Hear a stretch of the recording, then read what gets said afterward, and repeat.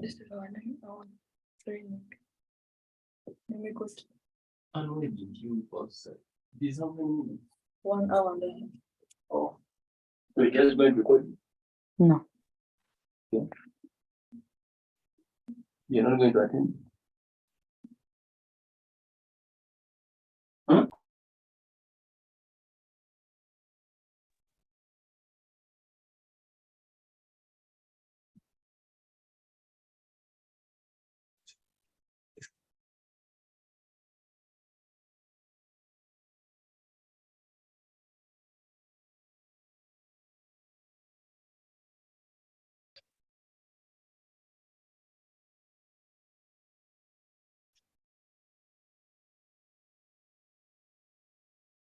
Good evening, everyone.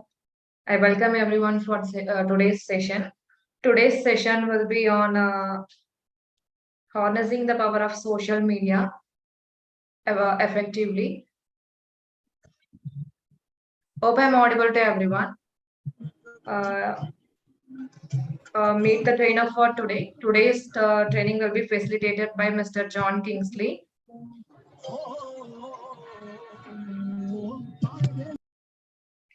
Mr. John is a senior engineer professional with 16 plus years of expertise in multiple industry sectors such as marketing and technical services. We welcome you, Mr. John, for today's session. Thanks for your time today. I request Mr. John to take forward the session. Thank you, Pavitra. So are there any others going to be joining, or is that all? Candidates will be joining. So we informed in the group, WhatsApp group, so they will be joining eventually. So we can start the session. The recording will be available for them in the. All right. All right.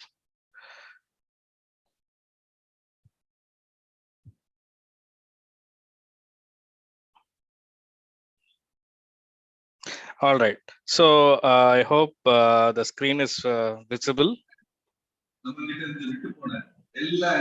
Yes, your screen is visible. All right. I request all the participants to mute their mics and turn off their videos during the session. Thank you.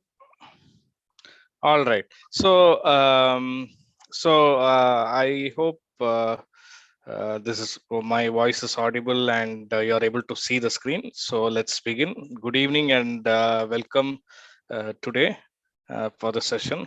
Nice to see you all up here. I hope I think this is going to be the last of your sessions before you complete this training. And I'm glad you all got this opportunity by iFluids, and hope you make the best of it. And one of the reasons I'm here is to mainly share my experience, also talk a bit about how you the social media is important, as well as how you can utilize that to approach in terms of your job hunt. All right, then let's go into the presentation. It's going to be a very short presentation. The idea is I would like to discuss and answer more of your questions. Right, this is something that you might already be aware in some way, but the main reason behind this session is to share from my experience and probably make you understand some of things that probably you may not have realized. So yeah, so moving on. So we all know how social media has exploded in the last 10 years, right? Probably you growing up during your school days, then during the college, and now you have completed the college, or maybe you're working. I'm not sure about your exact background and profile, but I understand most of you are freshers who have recently completed their college education. So social media has become very important, and especially when we talk about the job process, right?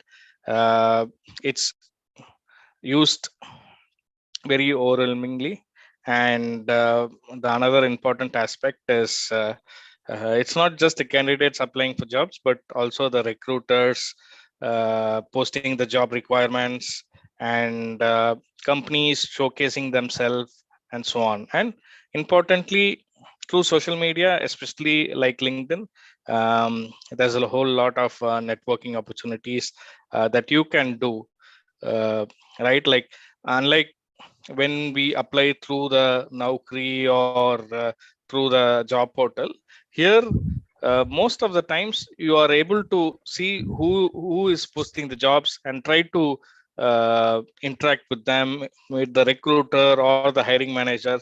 I know it's not very straightforward. Sometimes they may not respond, but compared to all other previous methods of job application, um, especially through LinkedIn, social media, such as Twitter, or now it is renamed as X, and even some companies are in Instagram as well. Most of them are in LinkedIn. So it's become very easy to approach and showcase yourself. So why it is so valuable for finding a good job opportunity? And social media doesn't just exist for that. Of course, there are various other purposes, primarily for networking and connections for business and other purposes. But since today's session is primarily about how you can utilize social media in terms of job opportunities, we are going to specifically discuss on that.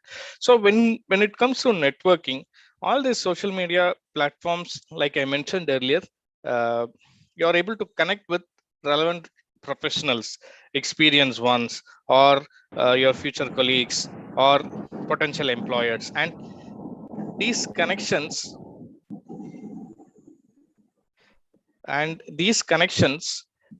basically can help you in your next job opportunity. I was fortunate enough to get almost last 3 of my jobs through LinkedIn, and some of you might find it hard to believe, but that's the reality. Again, there are a lot of factors at play here. It would be very difficult to share all of them, but ultimately, the most important or crucial aspect is your profile being relevant to them, right? Especially when you have a certain amount of experience. But if you're a fresher, it's definitely challenging, but not impossible. More on that, we will see in the upcoming slides. So, like I mentioned, networking is a sure shot way. May not be immediately, but some point of time, something might happen, right? Like, you have connected, you have informed them about your capabilities, your experience, your knowledge, your certification, your learnings, and they might keep in mind. And when there is a opportunity with them, they might reach out to you.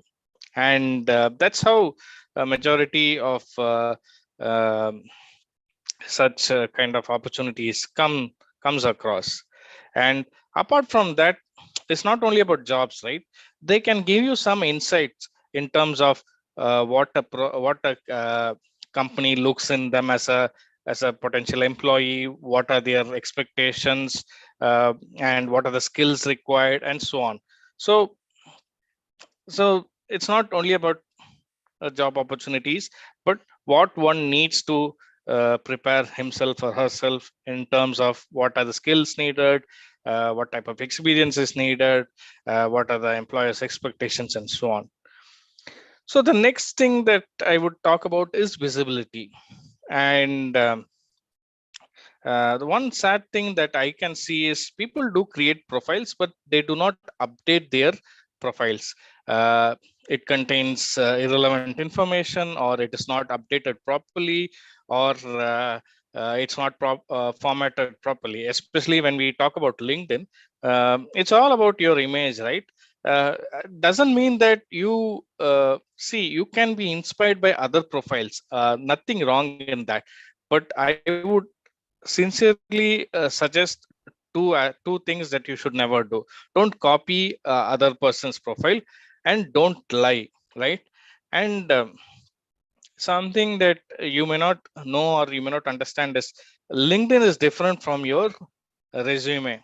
So keep the both uh, separate. Don't just copy a whole resume onto your LinkedIn, and don't do the vice versa as well. LinkedIn is more like a living document. It might keep changing. You might keep adding skills. You might keep adding trainings or certification. You can always uh, change the headline, change the keywords, and so on. Change the about description. And what works for one may not work for another person. So when I did the previous training for iFluids, it was more specifically about LinkedIn, but this time it's more specifically about using social media to get job opportunities. And how do you go about that? What are the general approaches? So I'm not sure if the previous training is available on YouTube, but if that is something of your interest, please do go and take a look. That might be really helpful in terms of how you can develop your LinkedIn profile and showcase yourself. So coming to the visibility here. Having a good profile and regularly posting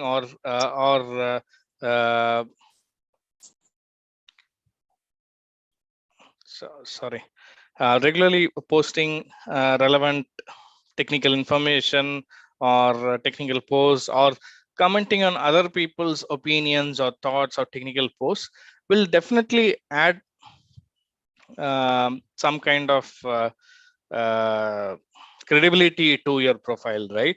And what happens is, when you do this consistently over a period of time, is it kind of creates a visibility um, to your potential employers and recruiters and so on.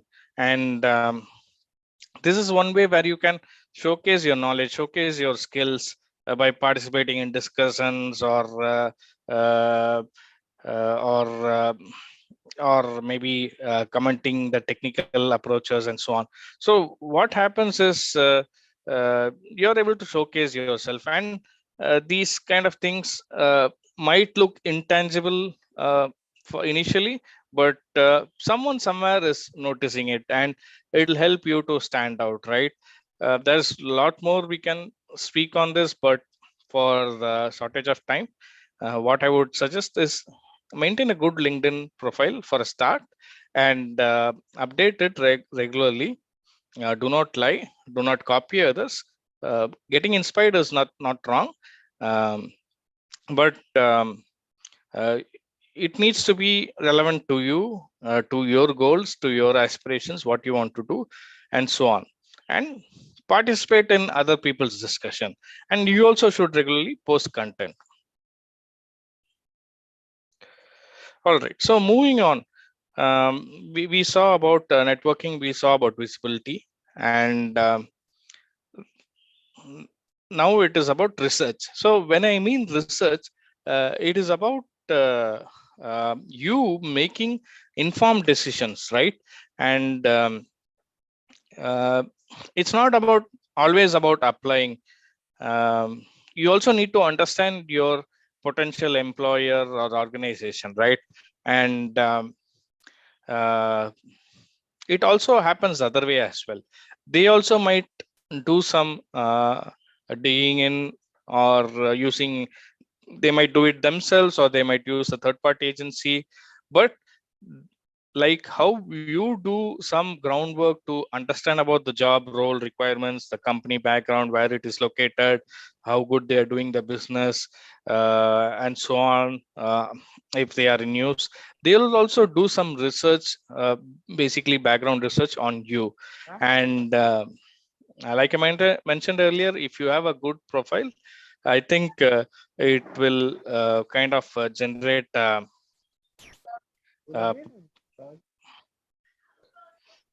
it will generate a positive impression for sure. And uh,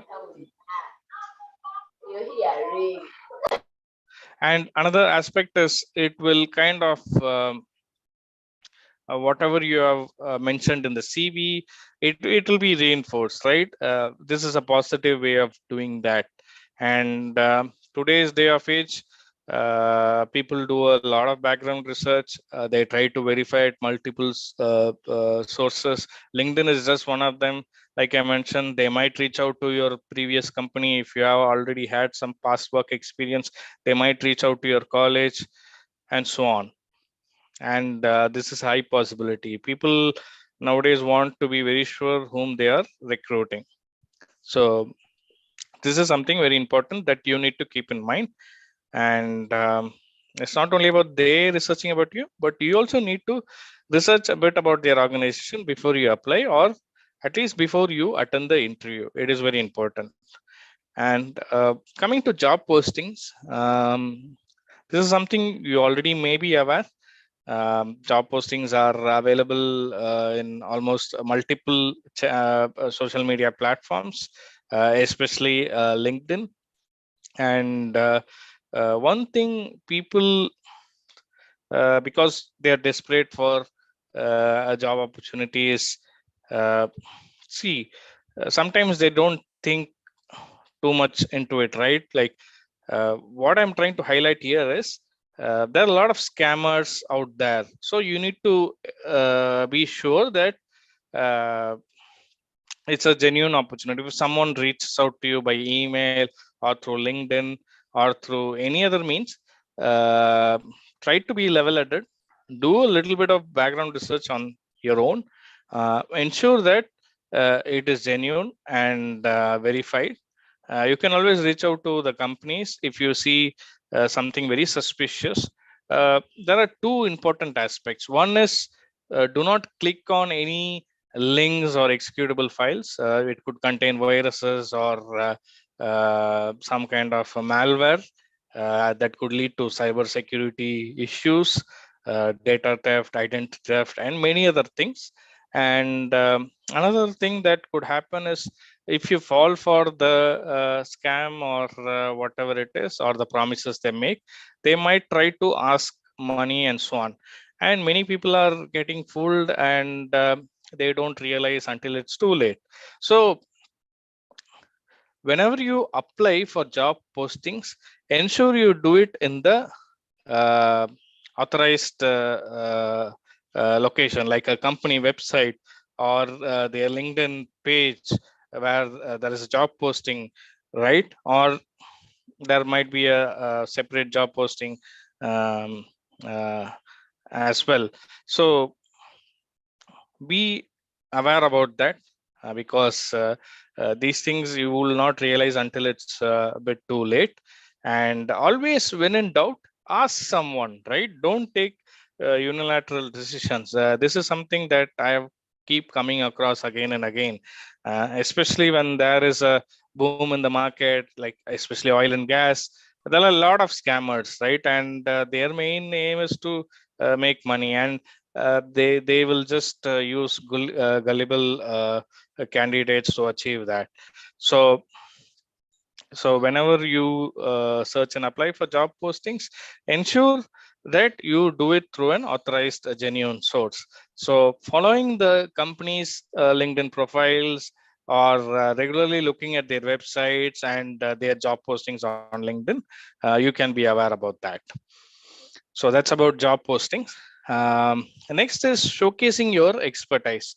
So I already talked a bit about this, but it doesn't have to be limited to your LinkedIn posts. It could be your own blog, or Instagram, or Twitter, or some articles somewhere, right? And you might ask me, right, like I am a fresher, I do not have an experience, hands-on experience. How do I go about doing that? That's all right. You can see, it doesn't have to be about hands-on experience, right? You can talk about the theoretical concepts, and it doesn't have to be 100%, right?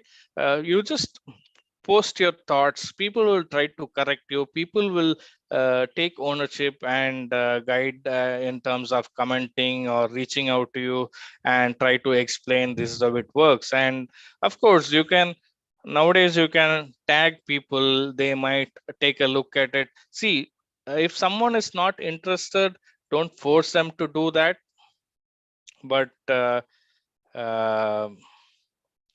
I would whoever is interested, who is active, probably when you post stuff, they will automatically come and comment. But it's like a two-way street, right? You need to like, share, or comment on their posts, and probably they also might come. More senior professionals, they may not be very in terms of spending too much time, but if they see that you are taking the initiative, taking the effort, doing some groundwork, they might definitely come. So it could be about any topic, a basic level, a theoretical concept, doesn't matter. Or it could be about some learnings that you saw somewhere, some other article or some other post. There are so many blogs and technical articles, right? Experienced people who share their knowledge. You can take inspiration from that. You can talk about it, or what you read, and why it could be right or why it could be wrong, and probably tag them and discuss. So that is one way of showing your intent. It doesn't have to be necessarily expertise for young professional, but it shows your intent that you are very passionate about this and you want to move ahead in your career. So that is something very important for experienced professional. About, of course, they can share whatever based on what they have done and so on. All right, so that was about the networking, visibility, research, and job postings and showcasing expertise. And so this was what I shared earlier, was purely using LinkedIn or any social media for that matter. It's the same concept applies. But what I'm going to speak about now, it's purely in terms of how you go about the job hunt. What is the general approach to job hunt?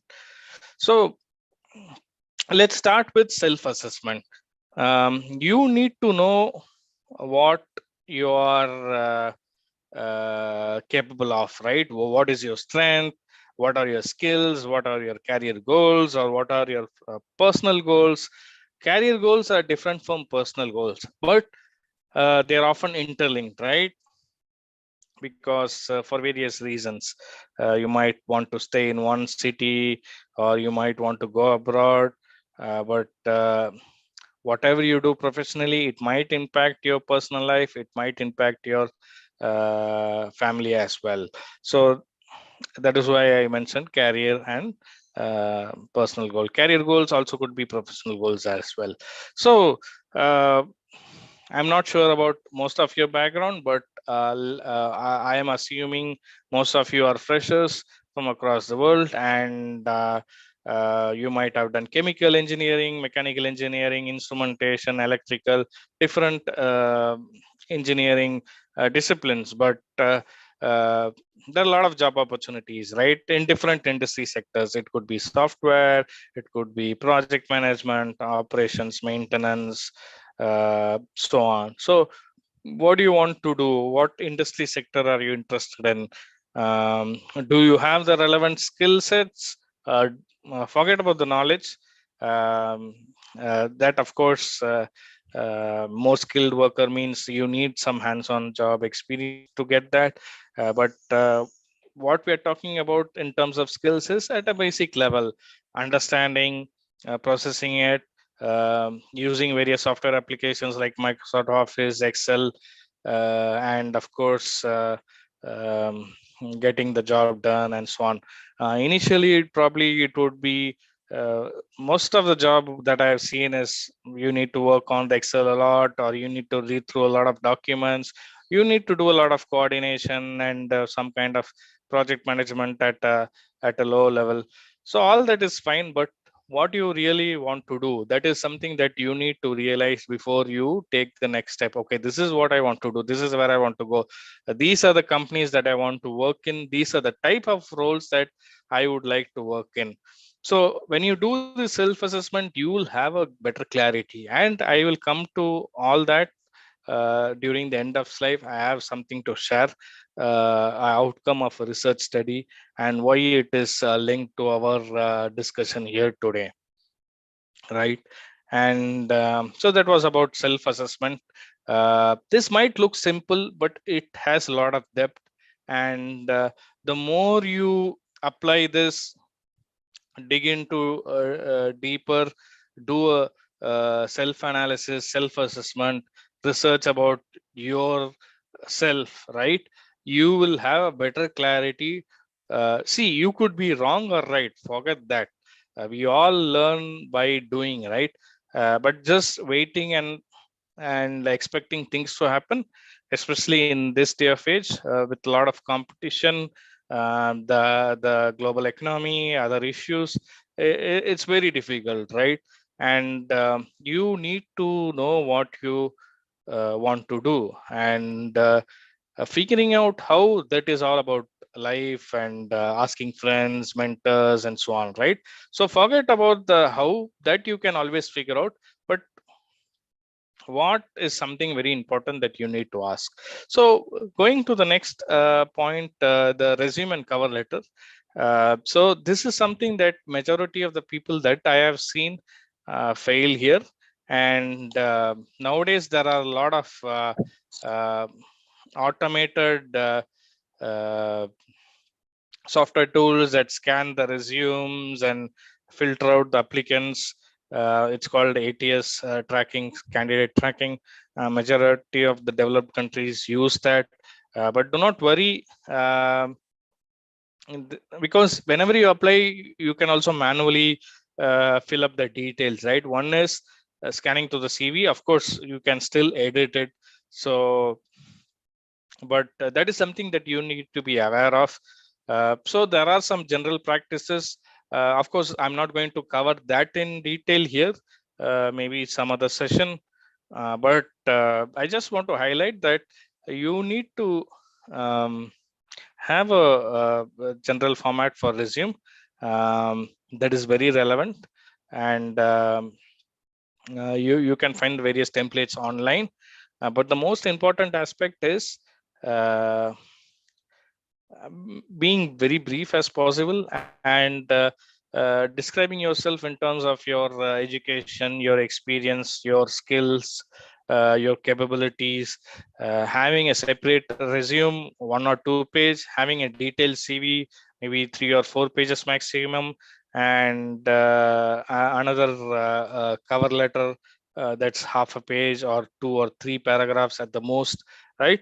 And you can have one version, and depending upon the job you apply, each job you apply, you need to uh, work on it, update it, rephrase it, match to the job that you're applying. Don't use the same resume again and again and expect a different result, right? See, as an experienced professional, there are challenges.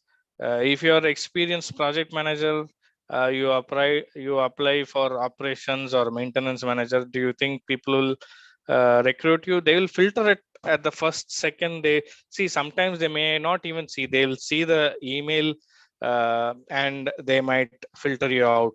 And so yeah, so on that point, sending out email, you need to have a proper subject, you need to have a proper body, introduction, salutations, then finally your name, your signature, sincerely, something like that. Even the email body needs to be brief and to the point, without sharing too much. Always attach the document, do not send just the email alone. Don't expect them to reply to it. Generally, most of the emails go unanswered, but that doesn't mean that you should not send email or just send the resume. If the email body is incomplete or any other aspect, probably they'll delete it right away. So writing the email is important, using the right template, using updated resume for each of the job application, and respective cover letter is important as well. So keep that in mind. And online presence is something that we discussed earlier.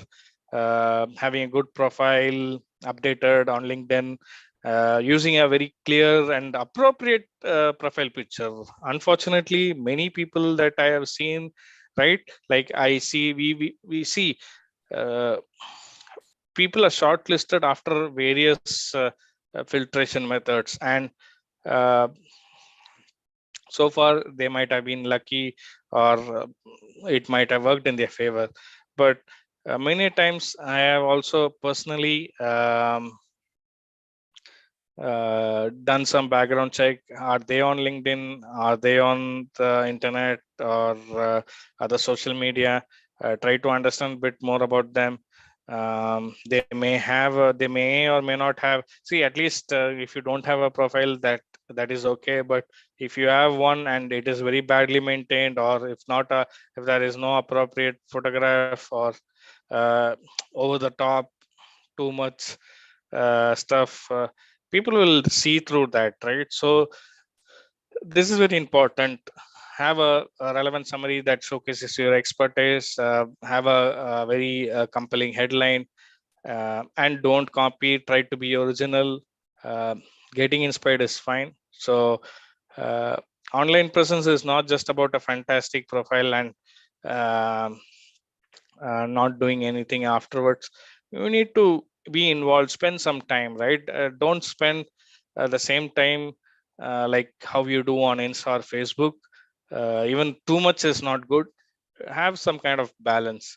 But anyway, any social media is not good. Apart from LinkedIn, of course, LinkedIn is definitely being active is definitely helps. But if you are working professional, don't keep posting or commenting during your working hours, unless you are in a very senior position. Probably nobody is there, nobody bothers about you. They only see about your results. But when you're a young professional just starting out, ensure your working hours are spent working in the office, during your break or on your own free time. You can, because nowadays employers are monitoring that, right? The ethically or morally it's correct or wrong, that's a different situation, because everybody wants to try to maximize value and so on. But what I wanted to mention here was, have a good profile, and also a credible online presence, right? Not over the top stuff. All right, so moving on to the next point of discussion here is networking, which is something I already had touched upon earlier. Connect with like-minded professionals, experienced personal. There are a lot of online events that happens, networking related. Try to participate, join. If there's a physical meetup, do join, online and offline. And it not only helps you in gaining more knowledge, but also helps you in terms of your network become wider. And if they like you, and if they know or able to see your skills and capabilities, they might reach out if there is an opportunity, right? There's always that possibility, so keep that in mind. And researching companies, this is something that I did talk about in terms of LinkedIn and so on. But uh, unfortunately, many people still do not do that. See, what separates you from someone who has successfully used the social media or LinkedIn or got a job opportunity is they worked hard for it, right? Like uh, from the outside, it may not be seen, but they might have done a lot of research in terms of uh, how the company's culture is and various things and so on. So these are finer things, right? Of course, this alone may not translate into a job opportunity, but it will definitely give you a edge. If two candidates who have perfect skills, perfect qualities, education, and so on.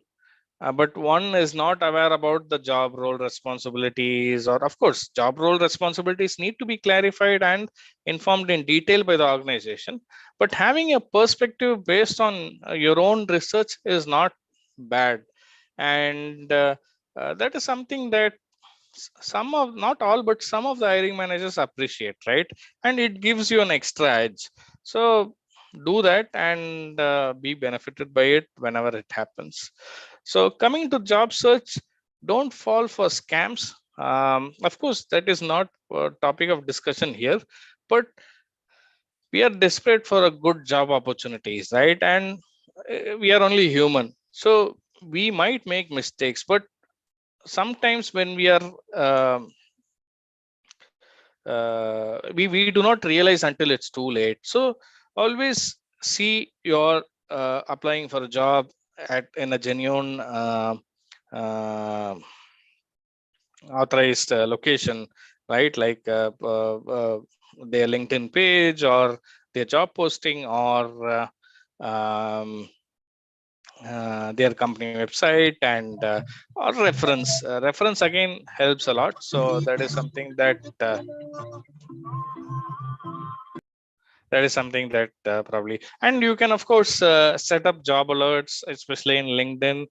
You will receive notifications whenever there's an opening and so on. So that is something that you need to be very active about. And um, once you have done the self-assessment, then you know what you want, and you can set all these alerts, and it will help you so that you don't randomly apply for some job that may or may not be relevant, right? So that means you use your time wisely. So that was about job search. And coming to this application, this is a place again where majority of people make mistakes.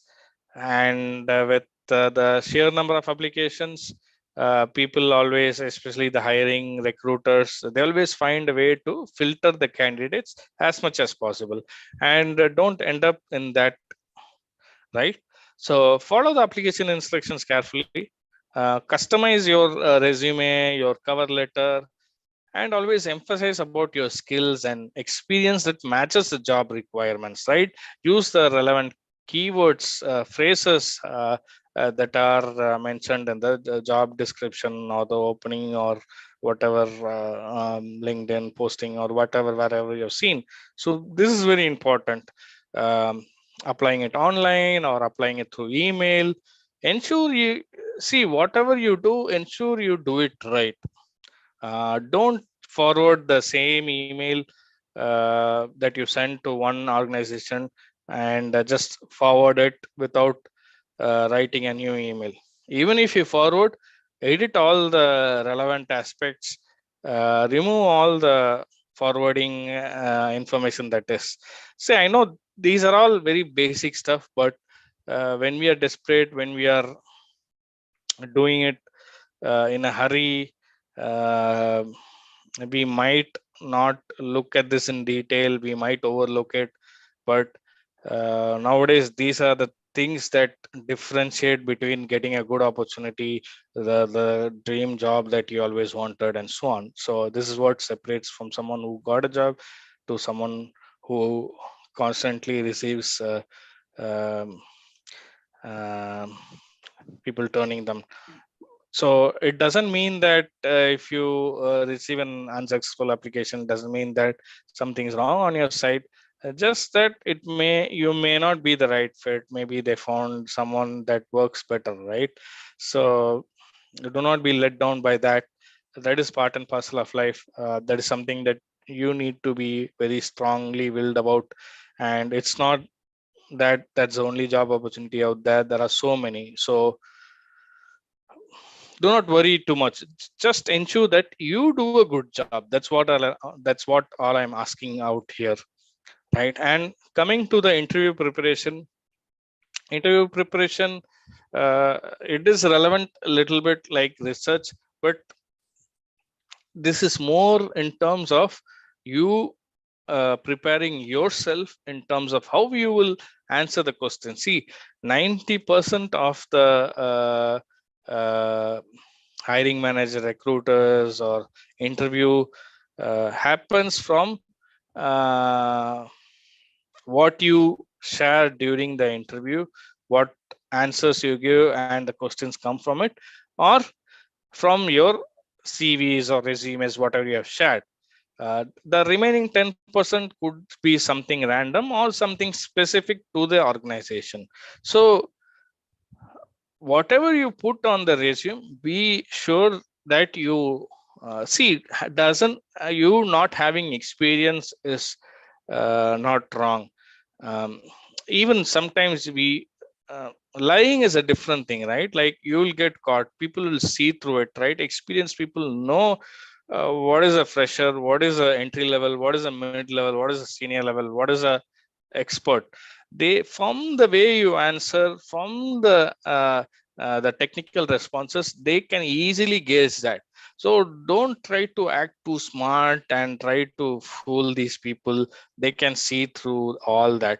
So when I mention practicing and so on, it is about the questions that might come possibly from your resume or from what you might answer. You can probably work on that, and technical, non-technical as well. And one of the important aspect is they might stress this with some kind of questions that might be negative in nature, right? Why did you leave your last job, or why do you want to change, and so on, and what is your weakness? You doesn't have to always say something negative about all that.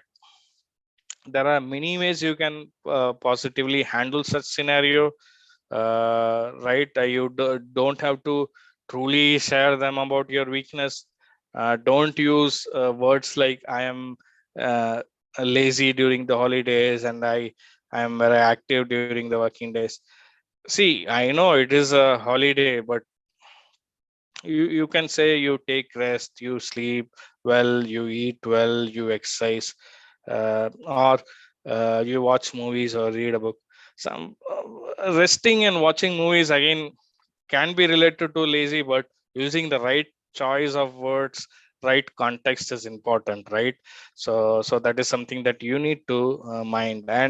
Um, and you should develop your own questions. And if you have prepared yourself, be sure that based on what you questions that you developed, majority of the questions might come with it, so from it. So that is one way of preparing yourself, right?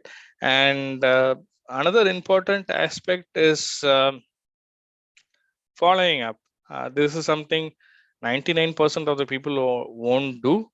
uh, See, the bigger organizations, maybe they will get back to you in due time. Sometime it would be 1 week, 2 weeks, 3 weeks, 1 month, but they do get back.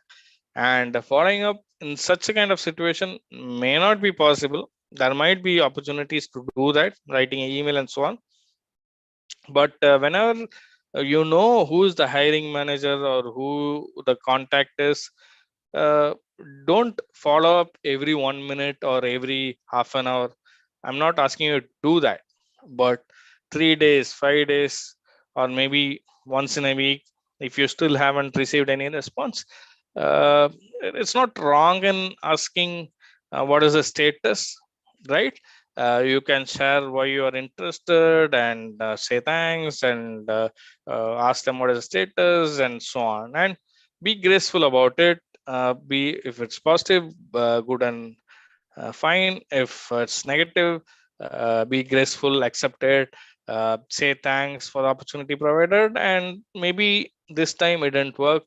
Mention that you would be open for similar opportunities in future, right?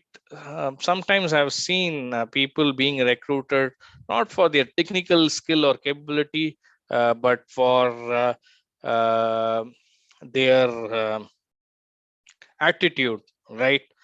I maybe people won't say this openly, if you may ask them, but number one requirement, especially for freshers, is having the right attitude.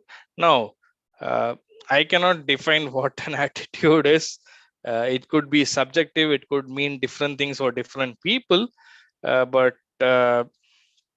in this context of job, what I am trying to imply here is be graceful, be courteous, be open-minded, be honest, right?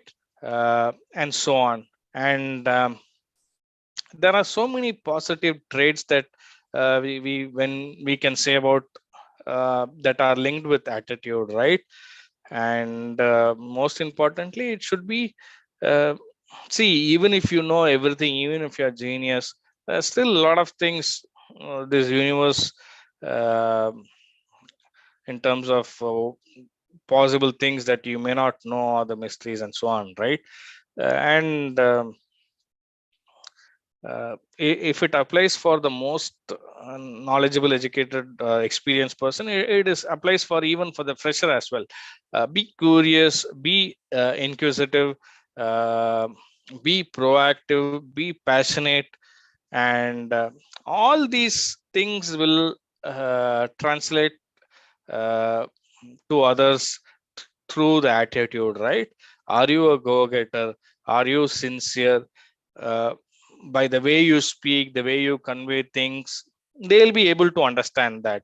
And I always tell this to everyone that I speak when I do some career guidance counseling or stuff like that. Right, your attitude is something very important. Your technical skills can always come later, but it doesn't mean that you do not know, or you do not study, or you have done badly in your college. All that is different thing. That also is technical knowledge is one way to get into the interview by qualifying all that requirements and so on. But if you want to cross to the next level and go forward in your career, having the right attitude will definitely help. All right, so continuous learning, right? There's so much happening, there's so many things coming up. But when we talk about core industry or engineering, like electrical, mechanical, chemical, instrumentation, control, telecom, um, the concept still stays the same, right? But the industry trends, as in the requirements, capabilities, technologies, skill sets, all these keep upgrading. The software that we should know, or the knowledge that we should have, the industrial expectations or the requirements, it's completely different from what we study during our college, right? So uh, you should know what is happening in the industry, in terms of development, news, and so on. And whenever possible, do some trainings, enhance your knowledge. See, this training, you may or may not be successful in joining LinkedIn, joining iFluids as a graduate engineer or an intern or whatever it is. But this training, right, I'm sure it provided some kind of industry knowledge to you that will enhance your overall thought process, your thinking, your capabilities. Similarly, there are a lot of other relevant trainings that are affordable, that are very cost effective, that may enhance your credibilities. And if there is some certification that you can do, I know if you're a fresher, it's too early for that, but this is something that you know better based on what industry or what kind of role it might be relevant, and so on. So these 10 are the general approaches that you should be aware of during your job hunt. And before I conclude today's session, uh, of course, there are a lot of researches happening, right? Research always doesn't mean by technical. There are a lot of social science and behavioral and management related research. So this research was done somewhere in Europe. How job search and social cognitive theory, how they are relevant in terms of career and related relevant activities. So I may share this link later on with you, or maybe here if possible. I'm not going to go into too much detail, but there are many other studies like that. But the reason why I wanted to share this here with you is briefly share about the conclusion, right? You live in uncertain times. There are a lot of challenges personally, professionally, in your state, in your place of living, in your country. It could be political, climate related, economy related, at an individual level to a national level. So apart from your individual challenge, you have other constraints as well. So when we talk about uh, especially job search, right? Uh, the conclusion of this research was that there are a lot of career relevant activities, and one good thing about this training that you have attended and going to complete is uh, this helps in your career in some way, right? Because you as job seekers are able to do the job search more efficiently, effectively, and positively based on your learning last few weeks with iFluids, based on this session. Some tips, some suggestions from my experience that I shared, it will help in terms of your uh, capabilities. It will improve your thought process, and it will provide some clarity, right? And uh, so so the conclusion of this study was uh, all these career relevant activities basically helps you in your job search, and it helps you in giving some clarity. So so if you want to do a job search and be successful with it, right? um, you need to do various trainings, understanding what are the opportunities out there, what are the resources that are available, uh, get some clarity, adjust your attitude, what are the current situational circumstances around you in the industry, right? And so on. So these are all the important factors that will help you to successfully search jobs uh, that you want to work in.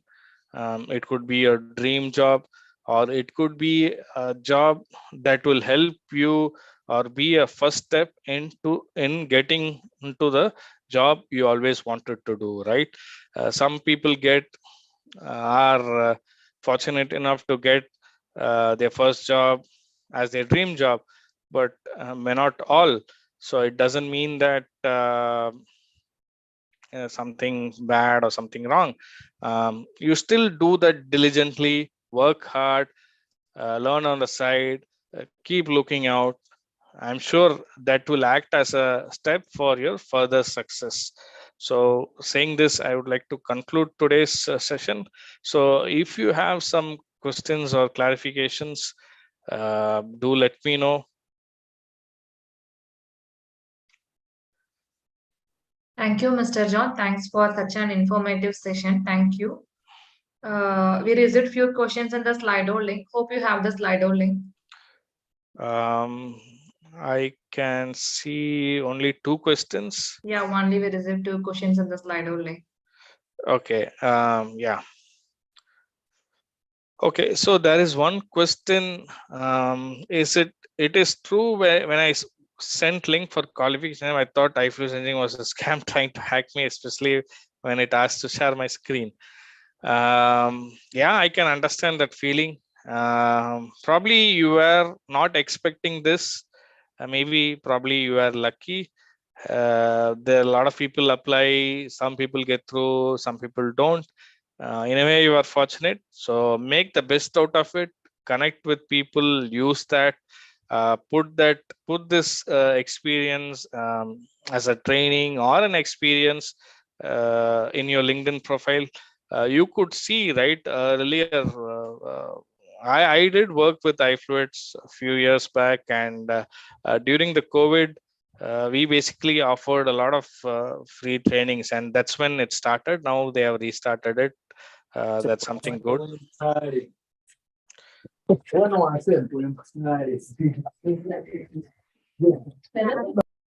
So so this can happen, but fortunately iFluence was genuine. So all the best for it. So there was next question is how to approach HRs on LinkedIn. There is no easy or straightforward answer to it. You can, of course, apply to the job, and sometimes it also mentions who has posted or list people as hiring managers, especially in small to medium companies, sometimes in big organizations as well. That's one way you can directly connect. But apart from that, you can search different recruiters for the particular company. Try connecting with them. When you click connect, you can add a note, right? Don't click connect and expect people to add immediately. They may or may not be using LinkedIn frequently, so have adjust your expectations. But when you always give connection requests to strangers, right, have a short message. Start with dear, the person name, one line, two line, why you're connecting, and so on. Try ensure that grammar is correct. Ensure that it's not abbreviated. Maybe add in your email ID. It's not necessary because you're trying to connect and trying to message them, right? Once they connect, probably you can start messaging with them. But you can always briefly introduce and ask them if there are opportunities and you would want to discuss about it. Be very brief. There are so much resources online how to draft a short message for the LinkedIn, right? Don't just connect, always add a note. All right. And so that's basically a short answer how to approach recruiters on LinkedIn. And do freshers really get opportunity? I was trying very hard for opportunities to job portals but didn't work out. Any suggestions? So it's true, it's really hard. It's not going to be easy, but that doesn't mean it's the end of the road. Normally most of the organizations, small or big, people prefer someone known to them, so they usually go with references, but they still end up putting all these job advertisements on various portals and LinkedIn and so on, right? And see, they're looking for their next potential employee, and they also may have some expectations. So one reason it couldn't work out, it was not exact match, or they might be looking someone within their area or city nearby, right? Depending upon the company size, there are various challenges and so on. So that could be one reason, or simple explanation could be the overwhelming amount of job applications. But doesn't mean that you stop applying. Keep applying. Keep following the tips and suggestions that I gave. Customize your application each time. Try to email them, apply them on LinkedIn, apply them on the job portal, message them on LinkedIn. Whatever means you could reaching out, do that. It's not wrong. And as long as you do it in the nice way, right? It doesn't mean that you speak negatively or sound very loud or ignorant, right? You need to have the right tone. And how to go about it? Drafting emails, drafting messages for LinkedIn and emails. There are a lot of resources online, so don't lose heart. Keep trying. There are companies, especially the bigger MNCs and organizations, they continuously look for freshers, right? And time might be a challenge because you might have passed out in March or April 2023, and it's already a few months. So keep up the pressure, apply as many jobs as possible, multiple sources, so don't lose heart. And we have to make simple resume or fancy templates to get selected. uh, there is no simple answer here. It's ultimately subjective. It depends upon the hiring managers preferences and so on. But um, from what I understand, um, it doesn't really matter if you have a fancy template and so on. It is good, but ultimately uh, it can give you an edge, right? There are a lot of tools nowadays. Earlier it was a challenge, but there are a lot of tools to go through it. So ensure that whatever relevant information you have presented in a nice, easy to consume manner, right? People at the other end are also humans. Just be in their positions and take decisions. So you should have that mindset when you apply for jobs or prepare your CVs.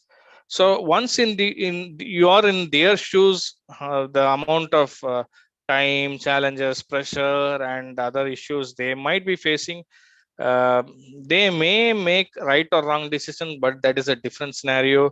There are simply too many number of applications, so filtering them and shortlisting is a huge challenge. So you need to stand out, right? So that might be the reason why fancy templates may look like they are working, but ultimately it depends upon whether the relevant keywords matches, whether you have the relevant subject knowledge or the engineering degree they are looking at, or the experience that you have. So you need to display the information in such a manner so that it is easy to identify, consume, and take a decision, and so on.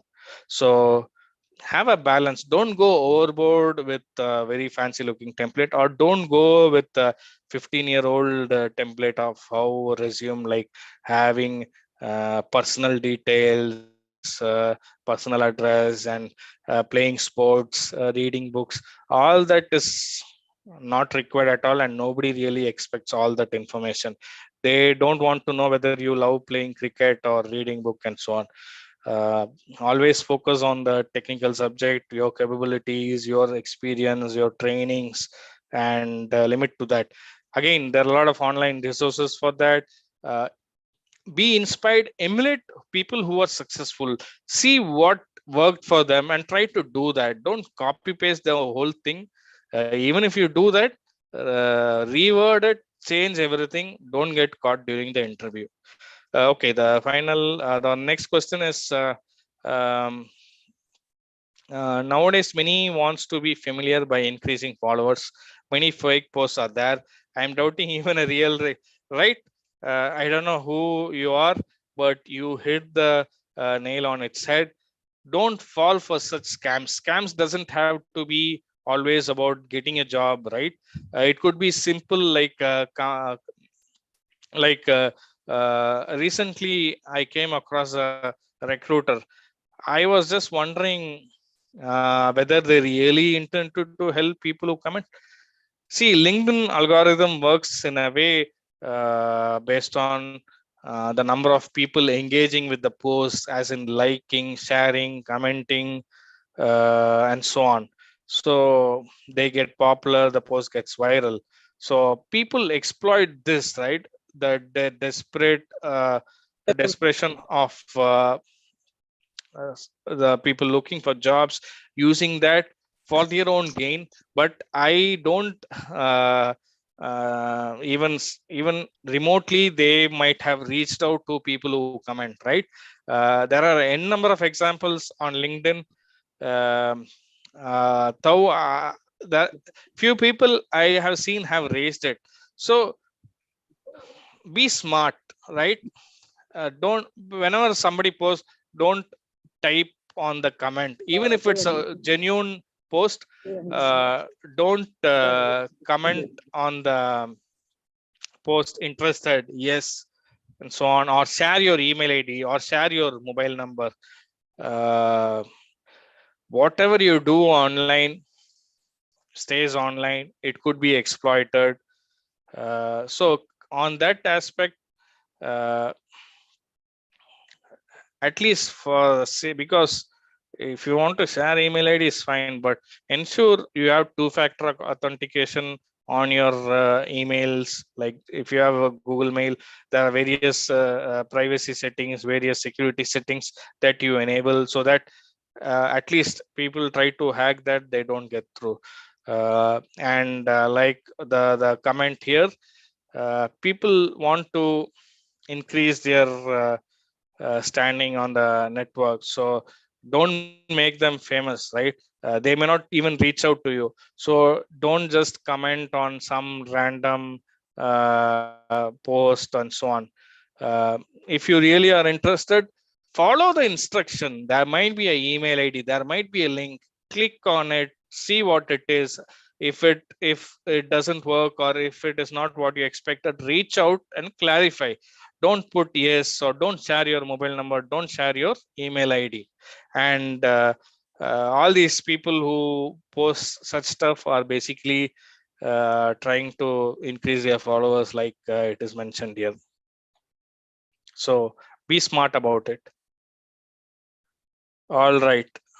Anything else you want to ask while I'm here? Feel free. Of course, I'm on LinkedIn, so you can always reach out to me. Or Thank you, Mr. John. Hope we don't have any other further doubts for today's session. Thank you. Thanks for your time today. The session will be continued by Mr. Premnath today. And on the topic, Introduction to ChatGPT and Exploring the Use of AI Tools in Oil and Gas Industry. all right then. Thank you, Mr. John. Thanks for your time today. Thank you, everyone. So I'll drop off. Thank you, Pavitra. See you all the best for your career. Hope you make the best out of this.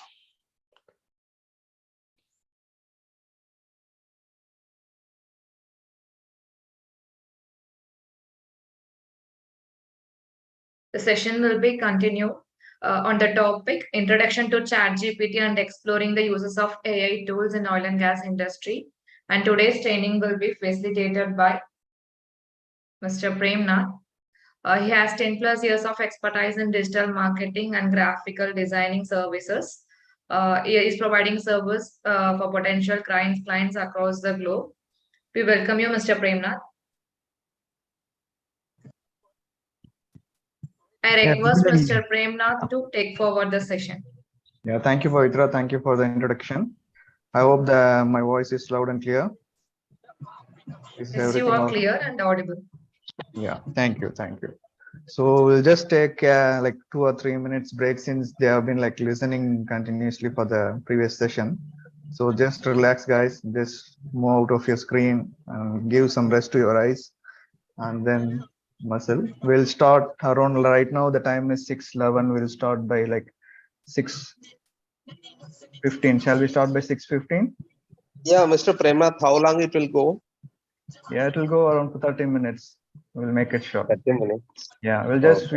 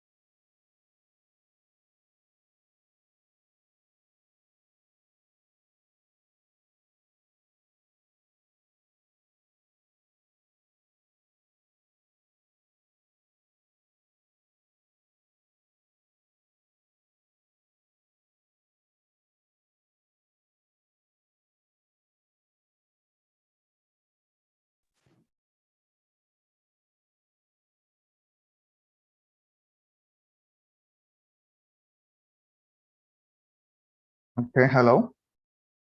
We can resume the session. Hope all are connected. So today we are going to, for any questions, you can use that Slido app and then ask your questions there.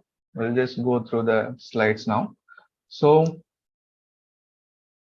as of now, we are among the AI revolution. That is what happening here. Like the biggest thing that is happening in information age. We are different age, digital age, and then right now we are in information age.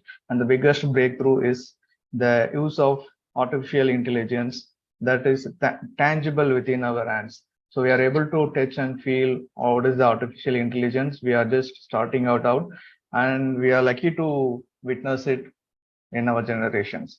So let us get to it. So basically how computer works. So we need to understand the power of artificial intelligence. We need to know how basically a computer works. A computer is a program. It runs a number of programs, a set of programs, and the programs are a set of instructions that are written by human. So basically a computer program to add two numbers will be like, say, here on the left side, there will be declaration and then scanner. These are the lines. So this cannot be understood by the computers because computers are a non-living thing, and they basically, and it can understand only in ones and zeros. So these ones and zeros are called as binaries because they have only two states, that is 0 and then 1, or electrically we can say as 0 voltage and then positive voltage.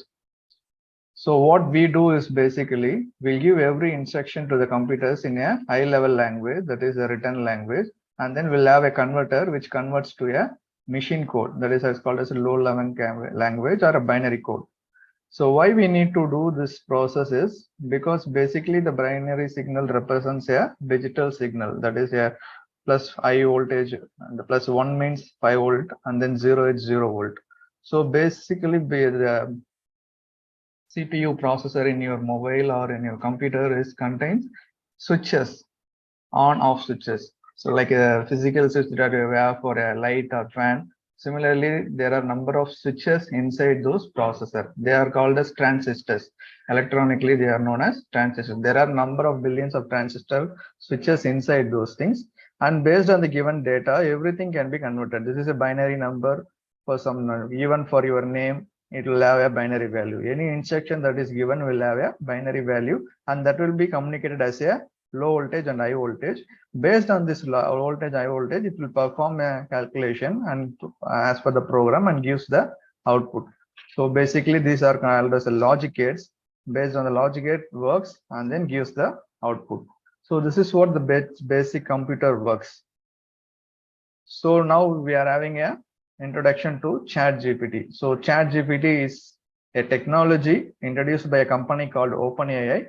So what is this ChatGPT? As of now, as I told you in previous slide, so it basically we are just giving instruction or writing programs codes to the computers to perform certain set of action to get a desirable result for us to see.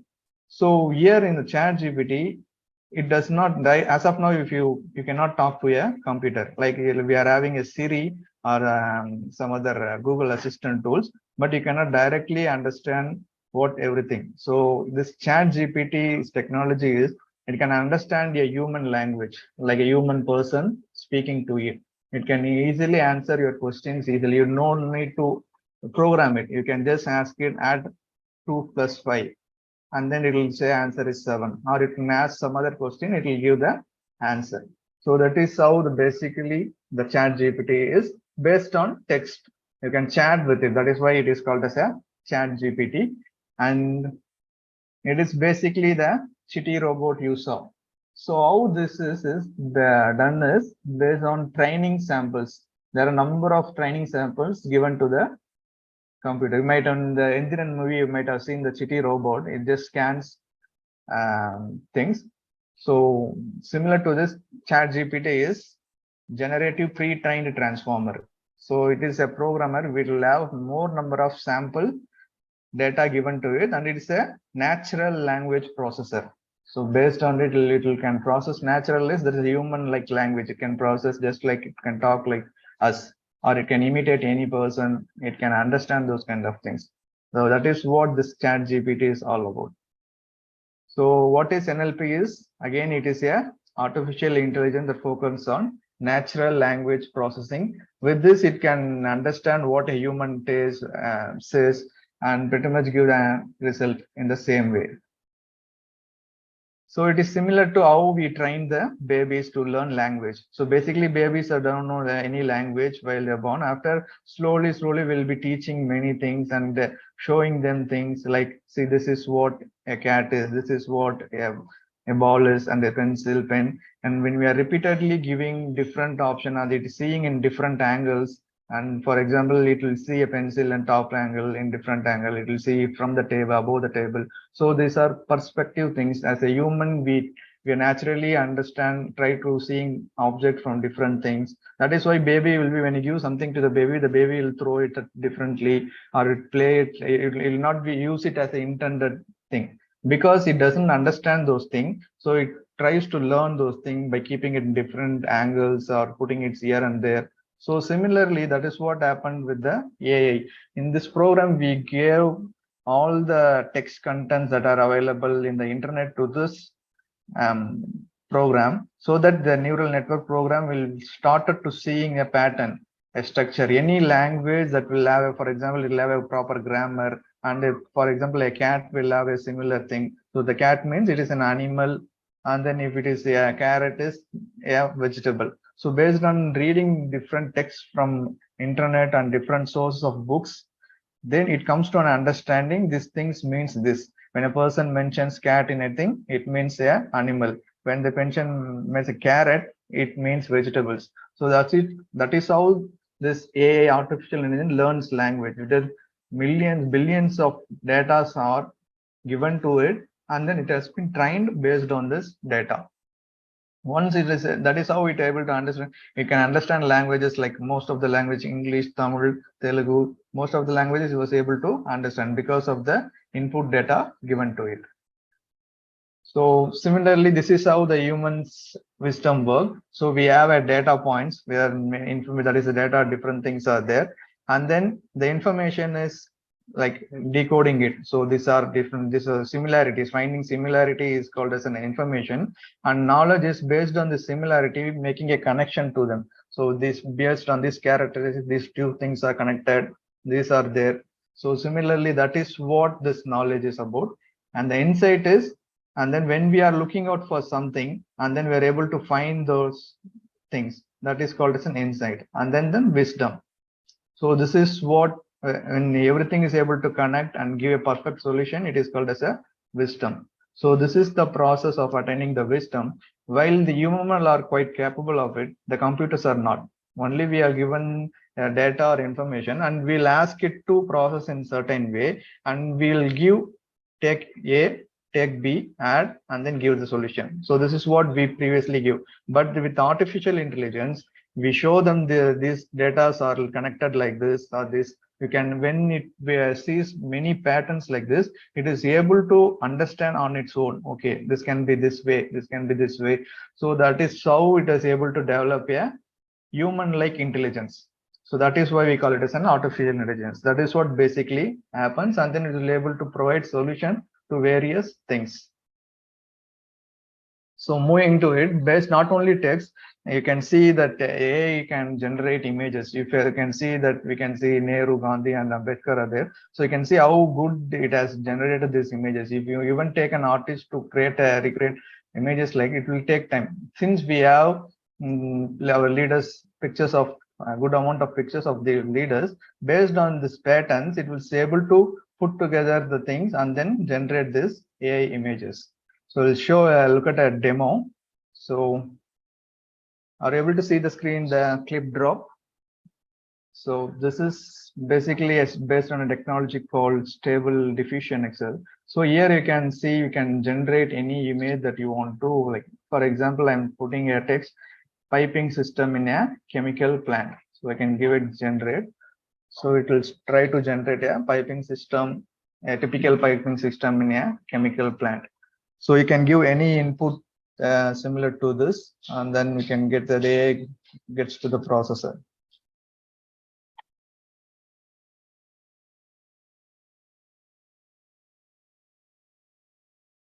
So you can see it's a typical piping system in chemical plants. So it is generating different set of things. You can work on it, recreate it, and provide. These are like there are many other features services available. This is one such service. So you can typically generate. Or for example, I want, let's say, modify this input like piping system on fire in a chemical plant. So let us give this input and see. So let's see what it generates.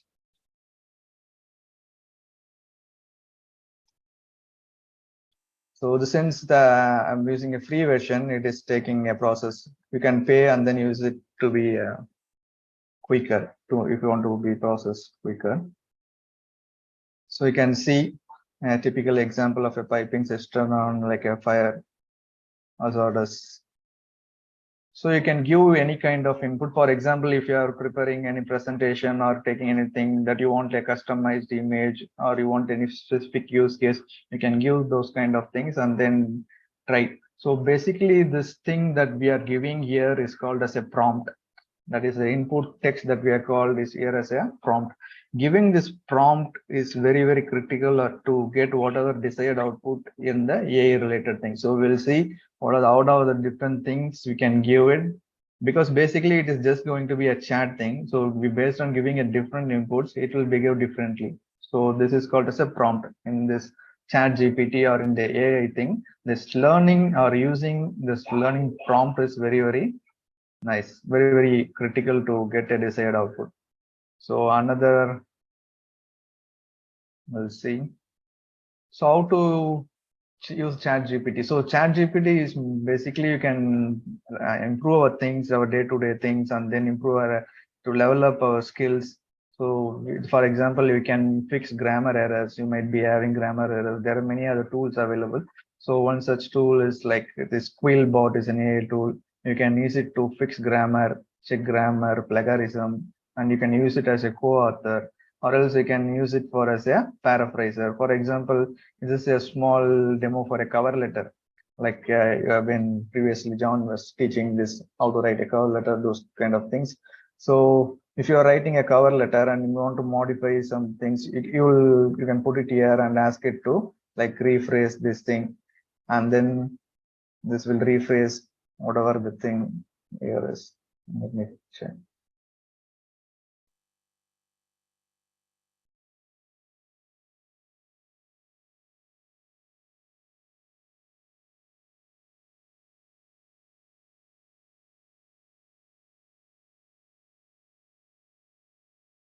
So you can see the text is in here. It has rewritten or rephrased the phrase. It's similarly regarding the piping vacancy.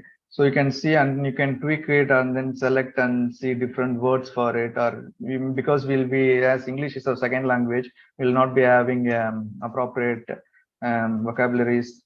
So you can use this as a reference and then try to regenerate, improve your cover letter. So this you can use these kind of tools. And then there are other tools like summarize a page, for example. So here is an article here, but I would like to like if there is many things are there, it is going. And then if you are like finding it difficult to understand or what is trying to say, you can like summarize this thing and then learn what it say. Here I have installed an add-on called Wise1. So this Wise1, what it is, it can summarize any article for you. So I'm asking it to summarize it. So these are the key 3 takeaways from this article. This is what are the key 3 things that we will be learning. So using a light color scheme in a programming can reduce eye strain, fatigue over time as a dark image. People nowadays tend to use dark backgrounds in mobile phones or like in system to save battery and then but what the study found out is, this article says that light color scheme is better, gives less eye strain and fatigue over time when used for a like long time. For short time, the dark background is okay, but when you're using for a longer duration of a period, eye strain is, and then light color schemes are more aligned with the natural adaptation of the human eyes. And then suggest reading dark text in the light background is generally easier. And then so this is what the key takeaway is. You can use it like this. And then you can have a summarized version of it instead of like having this full article, you can have a summary. So this kind of things or tools are now published as add-ons for your web browsers, so that you can search this add-on in a Chrome extension and then install it, and then you can use it on any website to summarize those pages, take this content.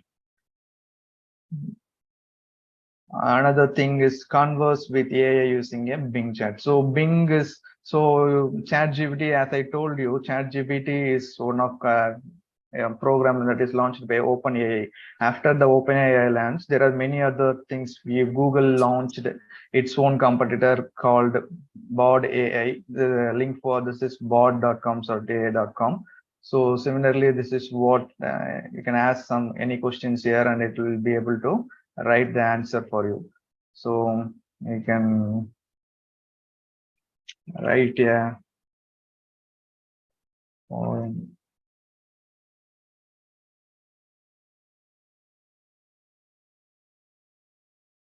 So write a poem about piping engineering. You can ask it and it will try to generate the answers. So piping engineering, the art of moving fluids through pipes of all sizes and shapes. So you can do many other things. It's just a sample. So this is a competitor of ChatGPT, Google, and it is available for free with your Google account. You can just go to bot.google.com and then use, and then it will chat with it. So this is what this is. And then we have another thing, Bing AI. I'll just have a walkthrough. So Bing is like Microsoft take on AI. So they're launching many other products with this.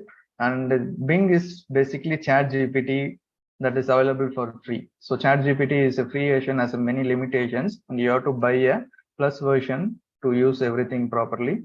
But Bing is giving it for free for everyone. So you can go to Bing, www.bing.com/search, or you can search something and then click on this chat icon here to have this page here.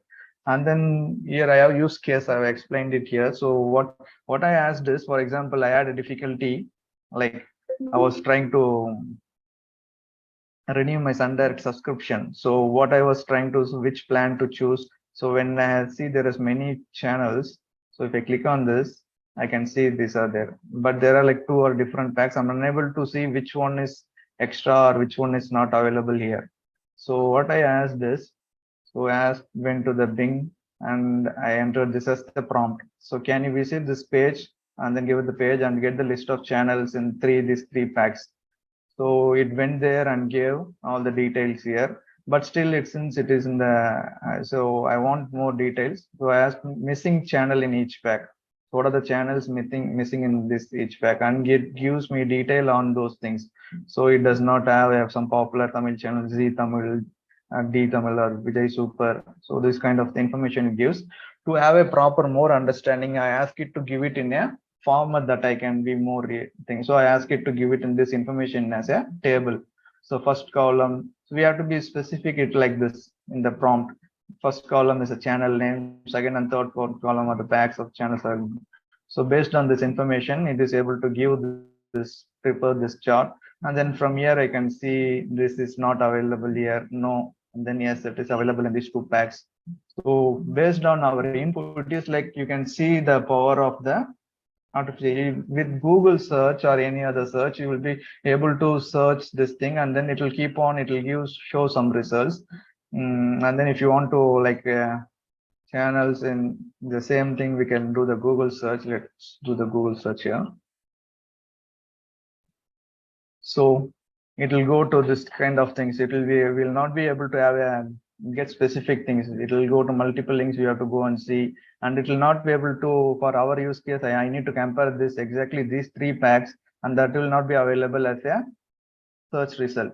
So I will not be able to get my answer here, but here I will be able to get my answer. And further, based on this output it has given, I'm asking further questions. I'm keep on asking these questions.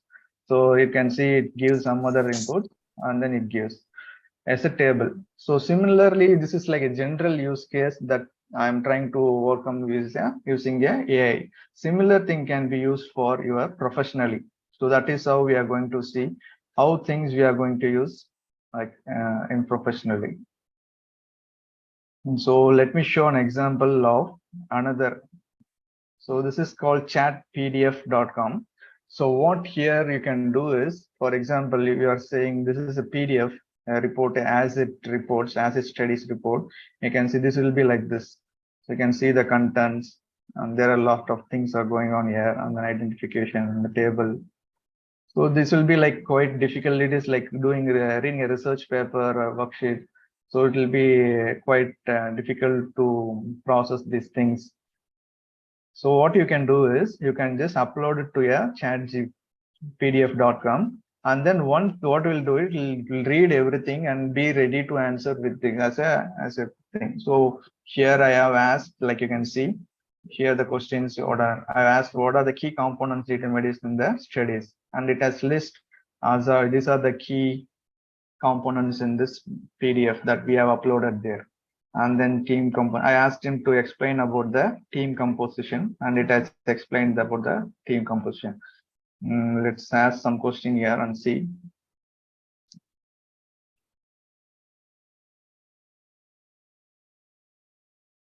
So ask it to explain about the ASOR checklist, and then it explains what is ASOR checklist.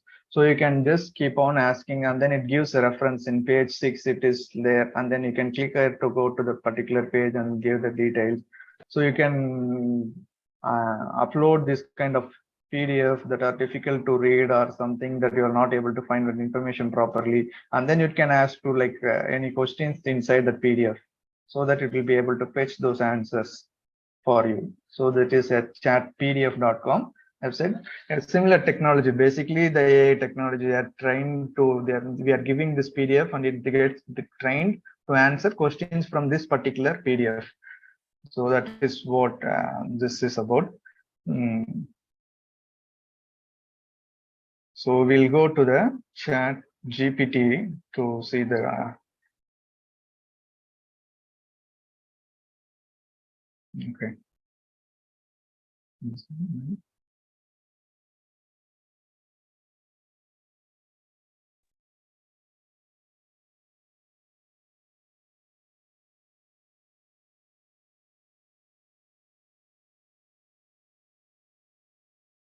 So this is basically the chat GPT screen that plus we will be able to ask. Similarly, you can send prompts here, explain, let's ask some question here. As a piping engineer,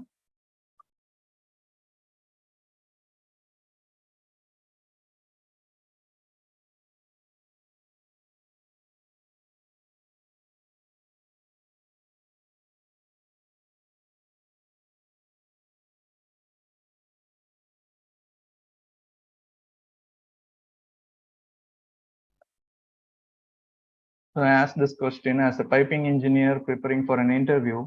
What are the topics to be prepared for a? Okay, so it gives me what are the topics that I should be preparing for this interview. So it gives the fundamentals of piping engineering, and then piping design and layout, and then piping materials, piping codes and standards, and then piping stress analysis. It covers the whole.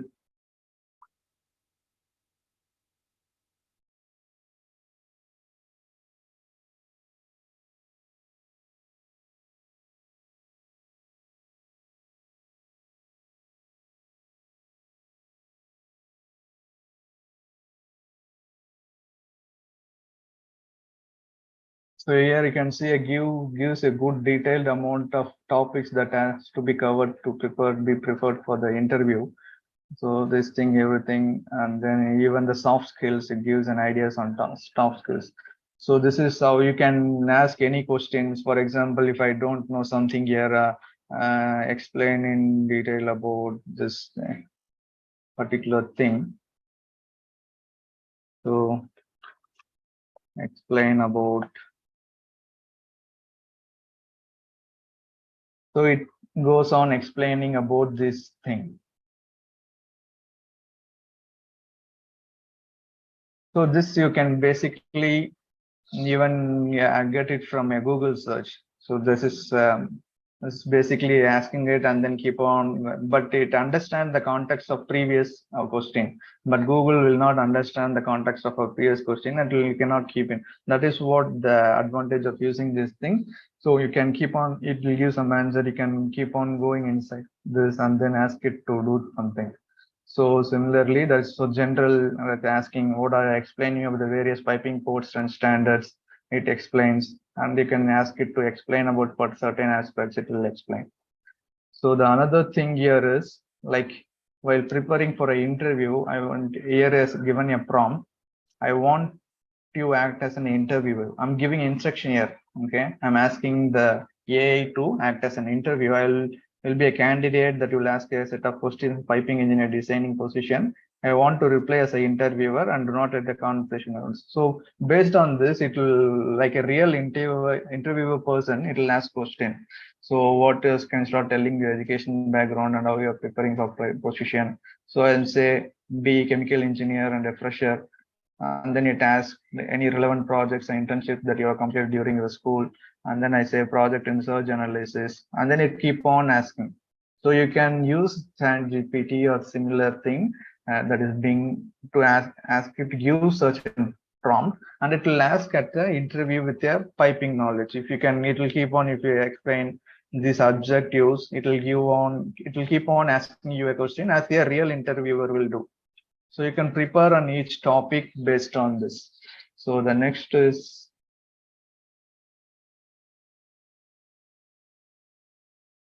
so the other thing, this prompt is very, very helpful. For example, I asked what is QRA and it has given a definition, that is QRA is a quantitative risk assessment and it gives a systematic data driven process, so on. So it is like a technical definition it has given, but I do not understand. As an IT person, I do not understand what it is. So I asked it to explain this to a 5-year-old, like how you explain to a 5-year-old. So I asked it to explain like this. So now it explains QRA is a way to figure out how likely something bad might happen and how bad it could happen if it does happen. It helps people decide what things they need to be careful about and how to keep everyone safe. Imagine if you have few toys that might break or hurt you while playing. QRA is like finding out which toy is most likely to cause problems and how bad it could be, and so that you can be more careful. So based on this, I can understand what QRA is, because when there are like different difficult concepts that you are not able to process it, understood. So you can use this to explain, or to, like when you use this to explain like a 5-year-old, it will try to give a small examples or similar, so that you can able to understand those complex topics effectively. So based on this, you can then apply to this technical definition and try to understand it. So similarly, we have like you can learn topic. It can ask you can ask it to teach something and then ask you to give a quiz at the end. For example, here in this prompt, I asked teach me risk estimation in ACID and give me a quiz at the end and do not let answer tell me. So okay, this is the thing. So in the first response, it explains about the risk estimation in ACID. It gives what is ACID and risk estimation, and then what is risk analysis. It explains what is risk evaluation, and then different risk estimation technique in ACID. So it gives all these things. Now it gives the question for me based on this teaching. It gives me question. So what are the 2 and ask questions? There are 7 questions it has given, and I try to answer like one analysis and evaluation. I say do not know, start from unwanted event things, and I do not nothing I haven't. So based on my response, it gives the like a teacher, like people who can like can attend a quiz and then it can correct myself. It says correct risk estimation in as a 2 main steps. It is correct. As when I said I don't know, it says okay, it's okay, and then it tries to explain me what is the answer for that particular question. So similarly, for example, here I wantedly starts from unwanted event and finding. I gave answer for that. This it asks me to explain FTA and ETA. I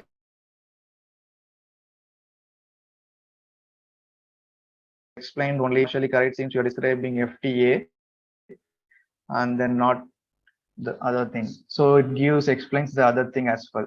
So like this is the applications of how you can use these things to level up your skills. So you don't need to depend on another, because always you might have seen in group people will and research has found that group studies or enhances the skill or easy way to level up the skills. So this will act as a personal co-partner or co-study partner. You can ask it to teach, as well as it can be anything, like a teacher can be a teacher, it can be your interviewer. So whatever you want it to be, it will be. If you want to be a piping engineer, it will be a piping engineer, so that it will give those kind of things. So this is an amazing tool. So this is another example I tried with, like, explain the dropped object study to a 5-year-old. So it like considered as a 5-year-old, and then it explains what is accident. So imagine you're playing with your toy, you accidentally dropped on a floor. Oops, that kind of a dropped off study is. It is an experiment on dropping things on purpose to learn about world around them. So that is what it explains, what is a dropped off study. And then fire and gas mapping. So you want the best hiding place, you are playing hide and seek. So it gives this kind of example that kids can easily relate to, and then explain things like this. Technical topics that is not related to hide and seek, it explains fire and gas mapping with hide and seek thing, and then the dropped object study related with the toy. So this kind of things, as if you are teaching as well, if you are going to be some other taking some sessions, you can take this so that students can understand things better. So another thing is, like, you can ask is to do certain kind of, I want to act as a piping design engineer, do search analysis for the below equipment.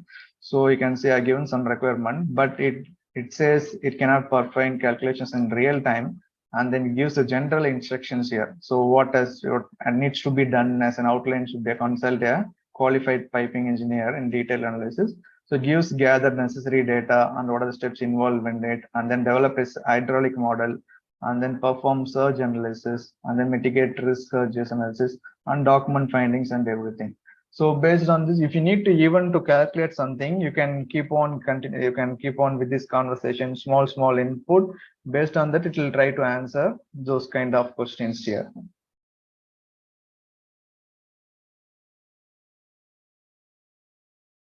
So another use case is, for example, so here I want to, like, you might be as a final year, or when you're may need to prepare a presentation PPT, and you may not have an idea of where to start and where to end, or what are the flow that needs to be there. So here what I asked is, I need to take a webinar on the topic that I have mentioned here, and then provide I'll give small introduction to what this webinar is about.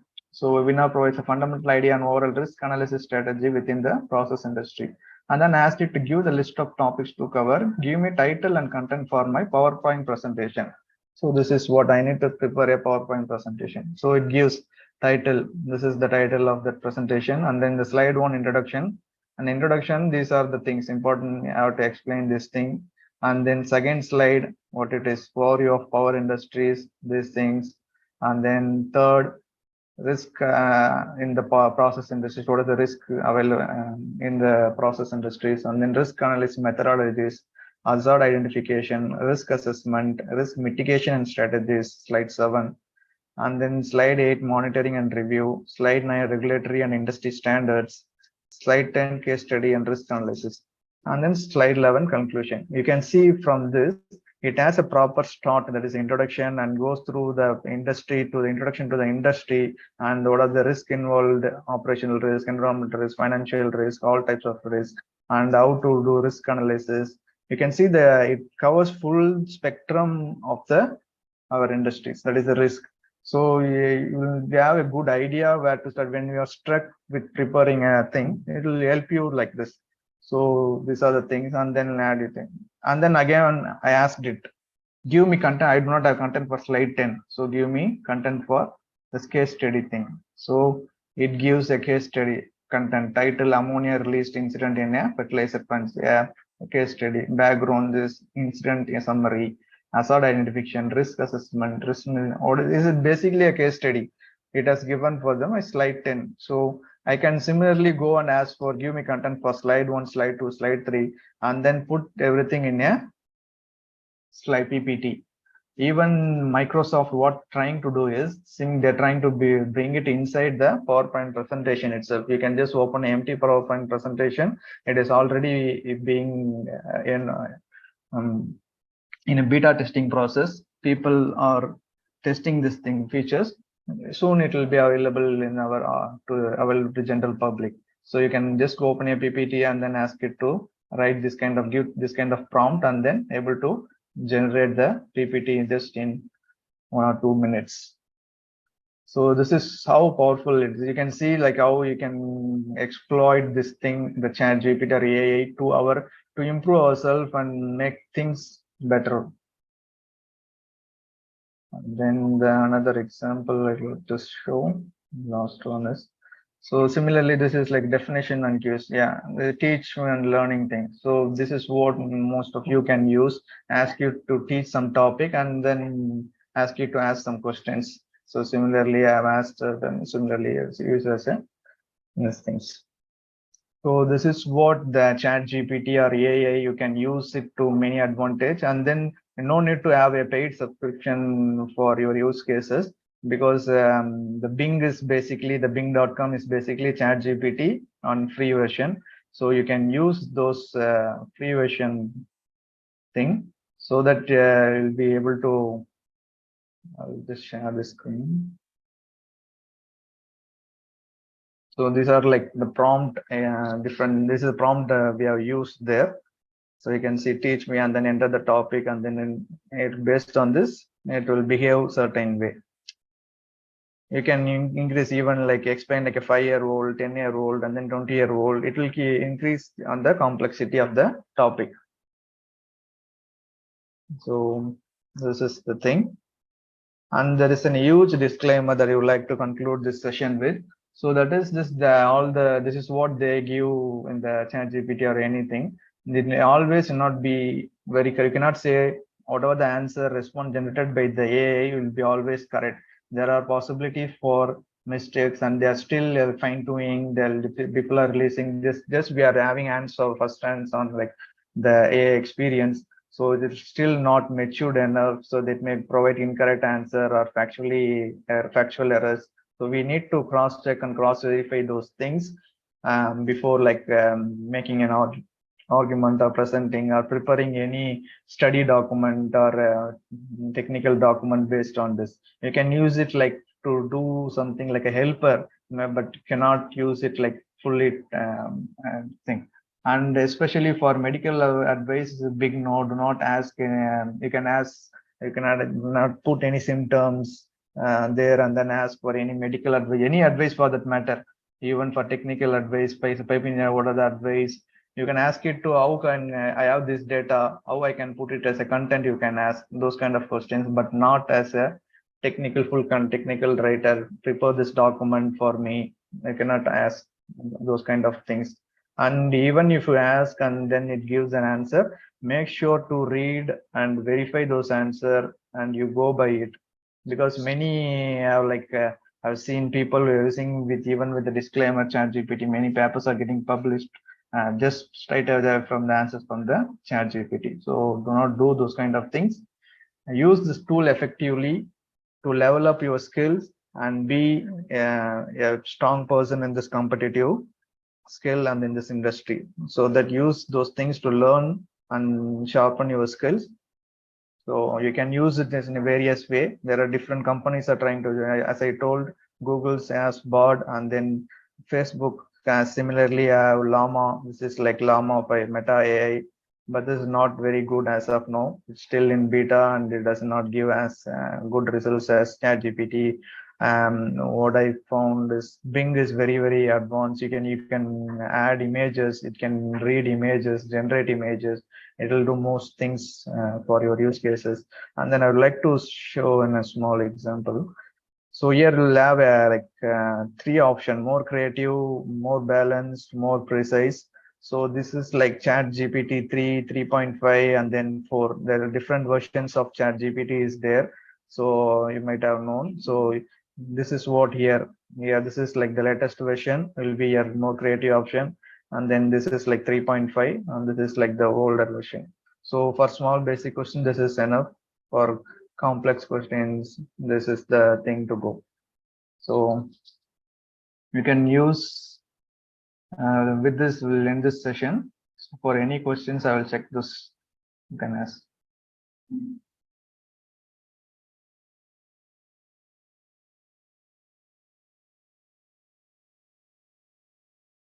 Thank you, Mr. Premnath. Thanks for such an insightful and impactful session. Hope you have the Slido link for queries. Yeah, I have two questions there. So the Yes. first one is ChatGPT will help us design pipelines. Yes, definitely it will help. There are design tools that are developing, developed for everything. So based on this thing, it will be ton of piping designs will be given as an input and train, and there will be the effective way how to create these things. But they are like still in the development. So based on this tech, once people know the texting is working on, so people are not trying to even, you can build websites with just instruction or create applications with based on these instructions. So coding and everything is possible as of now. Designing is trying to, that is what you might have seen. I will not, I will show demo. There is a demo for Photoshops also. Here there is a tool you can replace, or in Google also introducing it as a magic eraser. In Google Photos, there is a Android app, it's called Google Photos is there. You can go to that edit option. You can see it will fill out the background and other things. So those kind of things that is designing in the design thing, everything AutoCAD, everything will have integration of AI very soon. And then so that for sure AI will be there. That is why we are having this session with every training, as you are the engineers, those will come here. And when you are coming here, sure, there will be options to use those things. So you need to be prepared to use those AI tools, and you should be to the industry standards. If you are like a lack behind learning these skills, or like this will not be a future, why we need to invest some time in there, then you will be like behind the lines and you will not be able to push up. But if you have learned the skill and you're able to give appropriate, because the prompt is everything, the tool will be the same. Based on what input you give, it will be able to generate appropriate output. So learning to give, we already call them as a prompt engineers, because people who know how to give input to the AI are real asset to the company. So that is why we are having this session, so that you guys can have an introduction to this, and then when you are aboard or when you are joining any company, or when you can learn these things or keep on learning or keep an eye on this thing, get updates from this thing, so that you will be stay ahead of others in this field. So the next question is, do you see ChatGPT replacing design engineers and designing complex plans according to the client desires, promptly giving answers? Sure, it will not be replacing, but it will reduce the number of engineers that will be used to design those kind of things. Let's say when there are like 10 engineers are involved in a project to design this thing, maybe in future will be just need 2 engineers. So they'll try to, companies will try to cut costs, but those 2 engineers will be highly paid, because they know how to use these tools, because they will not be able to replace completely, because ultimately the human will be the one person who can do it.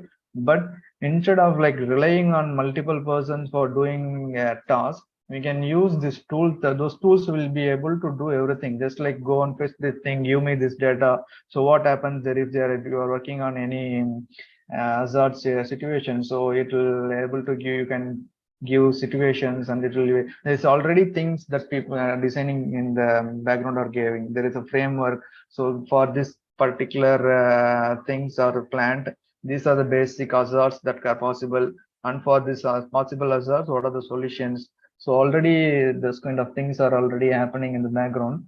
So what I am saying is, it will not completely replace everyone, but it will surely reduce the number of people are dependent for a given project. so that people who are able to use AI, not specifically ChatGPT is just one of the tool. AI assistant will be the engineers who are capable to handle AI assistants will be highly paid and they will have a good opportunity everywhere. So that is why we are having this session, so that you guys are heavy and not lacking behind in everything. Any other questions? So these are the two questions we have. Any other queries are there? Participants, you can unmute yourself and ask your questions.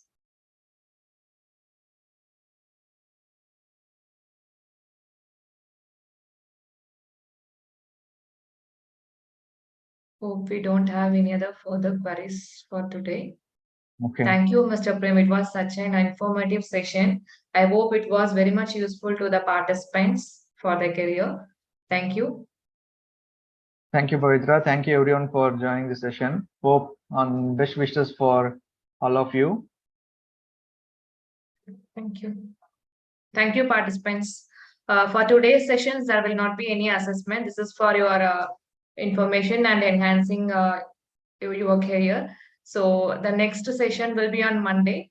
We will be informing you the related details by email and message in WhatsApp. Thank you.